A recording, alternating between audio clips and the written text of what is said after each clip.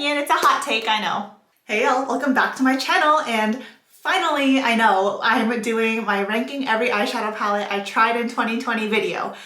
I barely made it before the end of January. On my channel, I'm all about thoughtful spending and slow spending and really looking into your own collection first before you buy something. So I don't have like an extensive list of palettes to be ranking today. This is everything new that I have tried in 2020, and a lot of these palettes though, like, aren't even from the year 2020, they're from the year before. So that's just kind of a testament of how slow I am to actually buy things. The way this is stacked right now is in no particular order. I am wearing my #1 pick on my eyes, and you'll see what that is soon. But before I get into it, I am again excited to share that the next couple minutes of this video is sponsored by Ana Luisa Jewelry. This is my third video that I've done in partnership with them over the past several months, but even months before that, I had been purchasing their pieces on my own. In every video I do with them, I show off my stack of Ana Luisa pouches, each of these representing one separate piece of jewelry that I own from them. Many of them were gifted and many of them were purchased, but I have not noticed any kind of discoloration or tarnishing or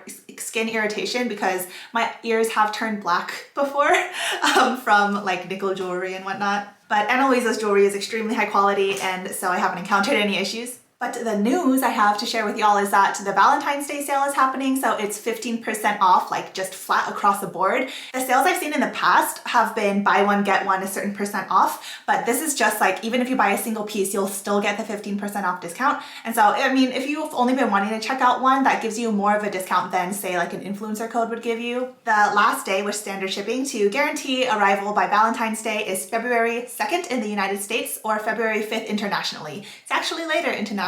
So that's nice for my international viewers. Now to share the pieces I'm wearing in this video, I have the Dobby earrings, and these are originally $75, but on sale $64 now. And I got the matching necklace called Meesh, originally $99, now marked down to $84. I picked the Dobby and Meesh necklace pieces because I, for the longest time, have been wanting jade jewelry. I think there's something so like classic about it, but this isn't actually jade, it's green aventurine, but it pretty much gives off that vibe, you know?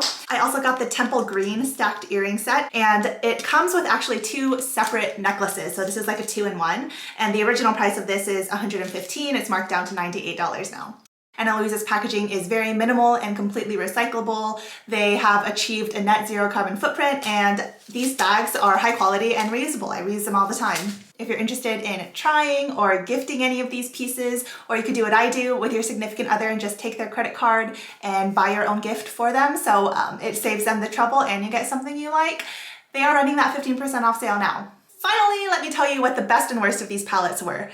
In my opinion, in my experience, sorry, I just realized that I was fibbing a little bit at the beginning of this video. Those aren't all of the palettes I tried in 2020. I have actually decluttered just a small handful. So I'm gonna obviously start with those. Those are at the bottom of my list. So in 15th place was the Lime Crime Venus XL palette. I did make an entire video dedicated to that and swatching it out and showing you how it performed.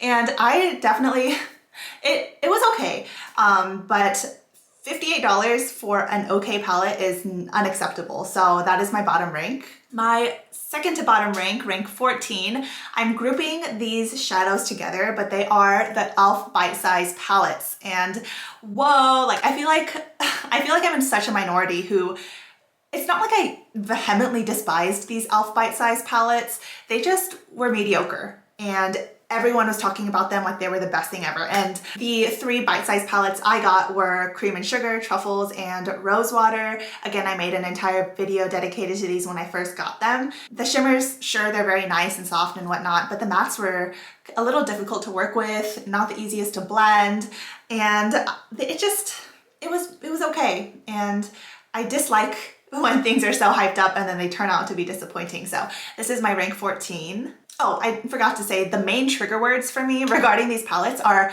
good for the price. I hate that. Can't they just be good and not factor in the price in the review of the formula?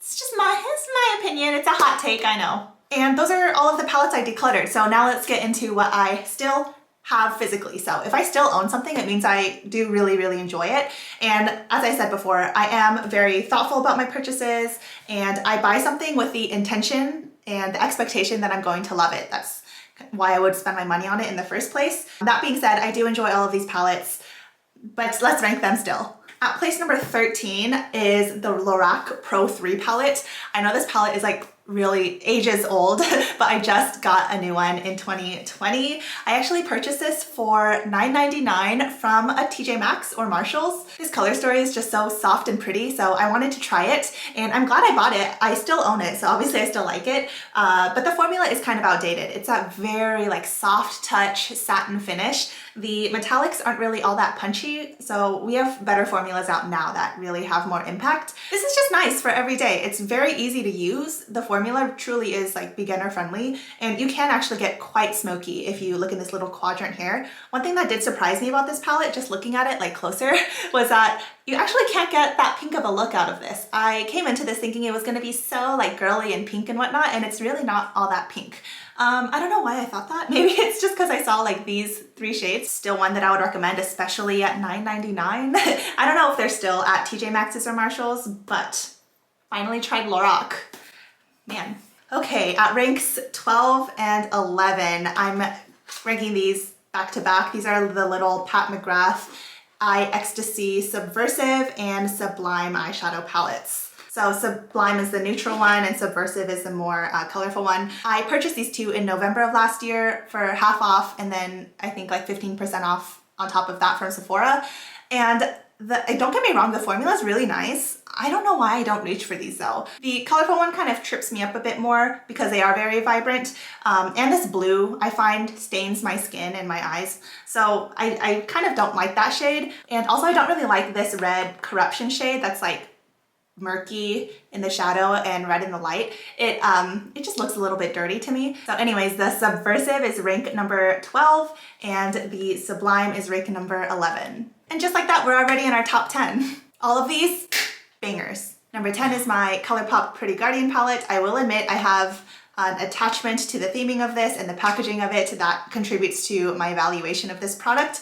But as for the product inside, this is such a fun combination of colors. This bottom row, they're all broken because my cat keeps on knocking down my eyeshadow palettes, and I try to keep them in a safe place, but sometimes I leave them on my table or sometimes I forget, sometimes while I'm filming.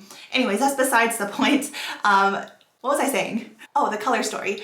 I think this combination of shades is so cute, and I feel like we've seen it a lot now, but when this came out, I hadn't seen a lot of combinations like this.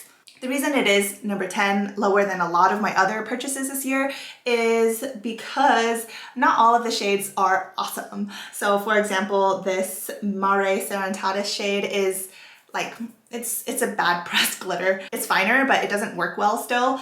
And these bottom shades are extremely vibrant and extremely powerful, but they are very, very powdery, so they can get messy. I know a lot of people haven't liked that about this palette from the reviews I've seen, but otherwise, like this entire top row, amazing. It's so soft and pretty. And most of the second row, except for this pressed glitter, I really like too. You know what? The last row as well. Okay, number 9. I am including little trios as full palettes in my ranking because they're still eyeshadow. And so in number 9, I have the Kaja Hella Azalea Beauty Bento Trio, and it has this soft pink shimmer on top and then a couple super vibrant matte colors. I was actually really impressed with how these mattes worked. I would say they work better than like the Colourpop ones that have similar shades, but I just don't reach for it a lot just because it is so bright for the everyday. Because I don't use it as much, it's ranked at number 9. I have a couple other of these that are ranked higher though. Number 8, I have my Alter Ego Daydream palette, and this palette is so pretty. This is a dupe for the Huda Beauty New Nudes palette. I believe this is a palette that I wore on my engagement photo shoot. Check out my Instagram for pictures from that. I might pop up a makeup look here that I did using this. So very romantic, and the formula is so good. Like the mattes are pretty typical like powder mattes, but they just work really well. But these shimmers are squishy, putty, bordering on not even a powder eyeshadow. That's how creamy they are. The reason why this is ranked at number 8 and not higher, even though I love these formulas and the color story is like exactly my kind of color story, it does include these couple pressed glitters. And I mean, they work better than Colourpop glitters, but I still don't like using them. And so if a palette has a couple shades, or actually this concealer shade and like a cream shade I pretty much never use. So it has 4 shades that I'm not going to use, so it shouldn't be ranked higher than here, I think. Palette number 7 is the Colourpop At Forest Sight palette that was done in collaboration with Raw Beauty Christie. I admittedly pretty much don't use the bottom row of this at all, but my most used shades are unsurprisingly Puffball and Old Growth. Old Growth is my favorite pink toned transition right now, and the shade Chanterelle is such like a unique shade of mac and cheese yellow orange that I don't have a lot else of. I also made several videos and lots of content surrounding this palette when I first got it. I just keep looking at this like, wow. These 2 shimmers, not my favorite. Not even within Colourpop palettes, like the Going Coconuts shimmers were outstanding. These are very meh, a little dry, a little thin, but mostly for the mattes selection, and like the tones of these mattes are so nice. They look so good on my eyes. All right, palettes number 6 and 5. 5 and 6 I'm going to do together, and these are my other 2 Kaja Beauty Bento Trios. I can't believe it was 2020 when I tried these. It feels like that was 2 years ago at least. But first I have the shade Glowing Guava, which has like a nice pink matte. Who's surprised? And like a mid-toned pink shimmer, and then a rich cranberry. And then there's Orange Blossom, which is all shimmer, and I love all of them. A nice champagne, a warm orange, and a brown, which I have a huge dip in. It's actually in my project pan right now, or my Pan Those Eyeshadows project. And this I use on interview days for residency interviews and whatnot, and I just swipe it all over my eye. It's an easy, inoffensive eye look. Glowing Guava is number 6, and Orange Blossom is number 5. A little bit about the formula. I talked about how these Kaja mattes in the Hella Azalea really impressed me, and so take those really impressive mattes and make them pretty easy shades to formulate. They work really well. Even this cranberry shade, it doesn't get patchy when I blend it. Of course, the standout Kaja shades for me are the shimmers. They are a little bit dry to the touch, but they leave that suspended scattering of glitter that looks wet, and I am obsessed. I know I talk about these a lot, but ranks 5 and 6. These top 4 palettes, y'all. Palette number 4, surprisingly ranked lower than I thought it would be, and this is the Nabla Dreamy 2. I have a reason, and that reason is mostly one shade, and that shade is Rem, which is, at least to me looking at this, perhaps the most exciting shade in this entire palette. It just is difficult to work with sometimes. And by sometimes, I mean all of the time. It works the best when you pat it on with your finger. That's how I use all shimmers anyways. So not talking about that shade for a moment, this is seriously a palette that took me over a year to convince myself to buy. And I was like, oh, like, you know, I'll want it less after a month or 2 or 3 or 4, and I didn't. And so I got it from Ulta when Nabla was having 30% off, and I used some points to get it as well. So double jackpot. I don't really have anything else bad to say about this palette really at this point. It's ranked at number 4. It's really high up. It's just so like spacey and astral and mysterious and a little murky. And this palette though does get dramatic very fast. Pretty much whenever I go into this palette, like, oh, I'll just like do a subtle look. It doesn't turn out subtle. I also wanted to mention that Dionysus and Offline are a very creamy kind of matte. I think they're called latex mattes, and that makes them so easy to blend, especially like a deep plum and a rich red, which are harder shades to make as mattes. They work really, really well. So this is palette number 4. Palette number 3 is my Alter Ego Artemis palette. I included this in my best palettes of 2020 video, and it's just so versatile. I've rearranged it so it looks all nice and pretty and whatnot. The shimmers are so soft and so opaque. They work really well. The mattes also work great. These putty mattes, they take more to build up, but that is just nature of its formula. I'm okay with that because it helps me kind of build it evenly rather than just have patches of like deep blue. Oh, it's missing an olive green. Let me stick that back in there. Yep.